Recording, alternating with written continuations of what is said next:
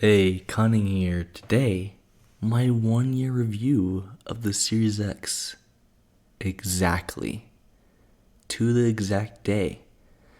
Now, if you're looking at this on November 10th, then you'll notice I was one of the lucky few that got it day one. And well, this is quite a story, and this is what I thought of the console, at least compared to my past consoles and my PC I own now, and what I think. Now, ordering the Series X was not fun, to say the least.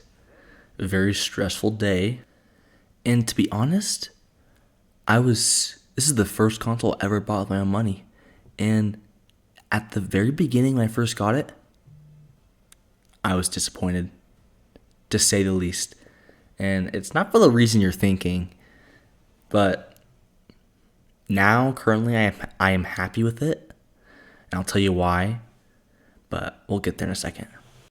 Now, after me pre-ordering it for 40 minutes and freaking out because I felt I didn't get it, because, when they first revealed this console, I was, wow, that's the coolest looking fridge I've ever seen, and I want it. And me being me, I like doing stuff way ahead of time, and I got a monitor for my One X a couple years prior.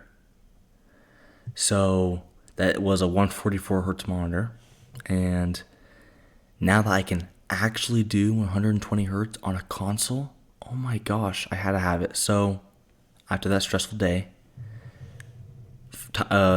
fast forward to the day of, I come home from school, and, well, it wasn't there. And then 10 minutes later, after I got home, the UPS driver came in with it. So that was happy. My brother, who also ordered it, had his delayed because it was with Amazon and they oversold more than they had. So he was unlucky. I bought it straight from Xbox. When I opened it up, the presentation was beautiful. Oh my gosh, was I happy with it. Now, here was the issues after all this beautiful parts. Me being naive, I thought that the console would right away make all the games that I had run better and look better. That was stupid of me. Fast forwarding, of course. I guess in a way I was a little naive, but it was cool nonetheless. So at the time, when I first got the console, there was, I think, 3 games that were able to have 120 FPS. I can't remember all of them, but one was Dirt 5, which I'm not a race car guy personally. I just wanted to try it, but I never actually got the game. And the other was Gears 5. And I never played Gears, really. I played Gears 4, but so I wasn't into Gears 5 either. So pretty much no games ran the game 120 hertz when it first came out, which was extremely disappointing. The only thing that was noticeable back then was the speed of the SSD in loading games, and quick resume, which quick resume obviously made everything amazing, and I love that. Having the ability to jump between games was fantastic. With no load time at all, I loved it, and I can never really go back now. But as time went on, everything got better. The great thing about the Series X is it's kind of insurance in the next generation. Now, in a way, the reason why it was insurance is because currently it is the most powerful current generation console. I can't really say new generation because it's not new anymore, considering it's been a year now since it came out. But until the next Xbox or PlayStation Pro comes out to dethrone it from its throne, it's currently the safest bet, in my opinion. Now, as time went on, pretty much now 1/3 of my games, which I have a lot of now downloaded thanks to Game Pass and such, which I think is a lot of, like, the bigger reason why a lot of people are getting Xboxes this generation. Games are all a lot of games are Series X and S enhanced, which is amazing. There is some things I wish would have been done better, but I think it's great that they're 120 hertz, a few games with ray tracing, but only like, Resident Evil and stuff like that, only a couple. But since during the pandemic there was a lack of games, but there is stuff on the horizon that will be added to my Series X and S enhanced library that do sadly have to be on your SSD, but it makes it all much more worth it considering how great the games will look, how great they'll run, the amount of frames you'll get. Most people may not realize how much FPS affects your enjoyment of a game, but it does. Now, I only have one problem with the storage, is that the expandable storage, it does cost roughly the same amount that it would cost you if you bought it for a PC and such.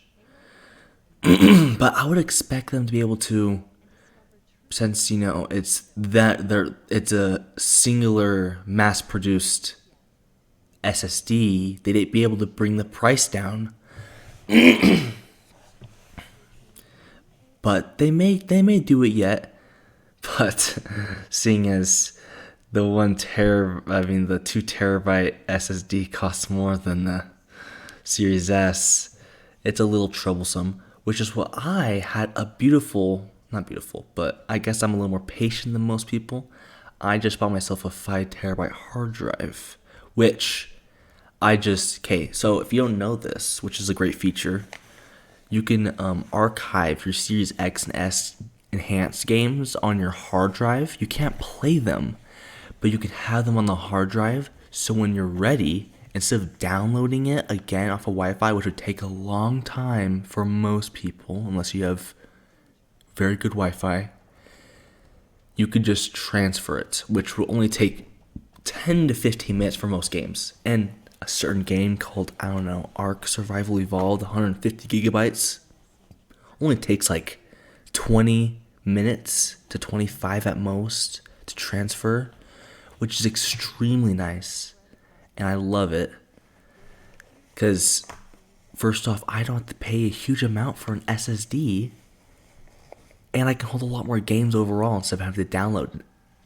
So, but if you really are very impatient about that sort of thing, it's your money, go ahead and buy the SSD expandable storage. Now, the good news is not all games have to be Series X enhanced to get a few upgrades. For example, Battlefront 2 got a free upgrade without being Series X enhanced to, I believe it's 120 FPS without it having to be on the SSD, which is nice, and I appreciate it, and it's awesome.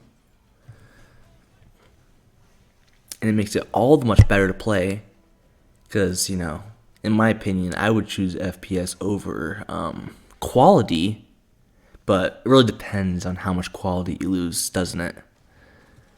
And not only is it a little newer games like Battlefront 2, games like Fallout 4, guess what?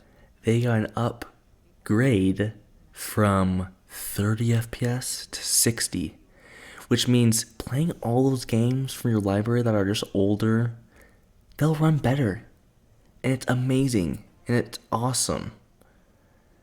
And the game just looks so much better, in my opinion, with the smoothness increased.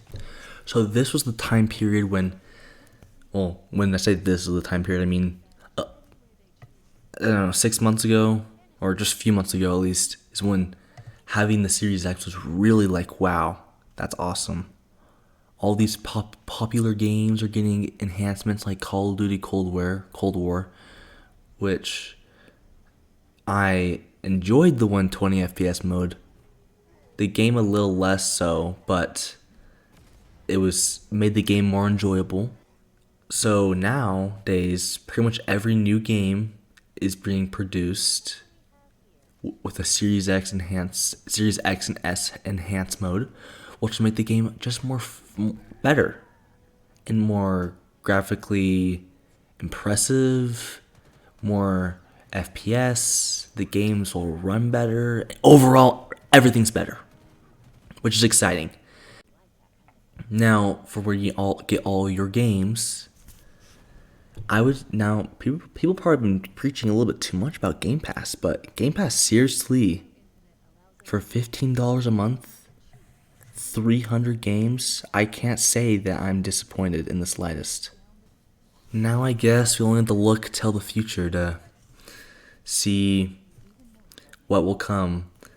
I can tell you this generation is going to be a great one. And I have to say this now, my review of this, I honestly think this may be able to put the 360 generation, or give the 360 generation a fight for its money. Xbox One was in some ways a little lackluster, even though I sticked with it. This is starting a new foot, or a new leaf, flipping a new leaf. It's great. Now, should you get a Series X? Really depends on you. I went from the One X to the Series X, which is probably the smallest jump of noticing a difference, considering the fidelity is similar, but the frame rates are practically doubled, and the fidelity is still better, as you can see from here. If you're on a base console still, no matter what side you are on, if you want to get a Series S for Game Pass when you're a PlayStation or a Switch player, you should do that. It's really great. I love it. These games, or these consoles, I mean, will pretty much guide you through the next generation of gaming, which is what the most important thing is playing new cool games. And if you're on a original one, and you're an Xbox fan, the Series X is great. I have a 4K TV, and yeah, even if it doesn't run at 120 hertz, which is a decent amount of 4K TVs do nowadays, I mean, most have performance modes versus fidelity modes, or quality modes, I should say. I mean, the quality looks so good. You're not gonna be mad at all. So, I don't know if I'm just repeating myself, but yes, even from a 1X, which is a small jump, or still double, I guess, in power, yeah, you should get it. But this is really all just opinion based, I guess, isn't it? A little subjective. I know I definitely missed something that I want to talk about, but I've been happy with this console. Not at first, because I guess early adopters are the guinea pigs in a way, but nowadays I'm extremely happy with my console. And I mean, I think you will be too, sadly, with a certain situation going on in the world. They're not really on shelves, even a year later after it came out, which is the craziest thought.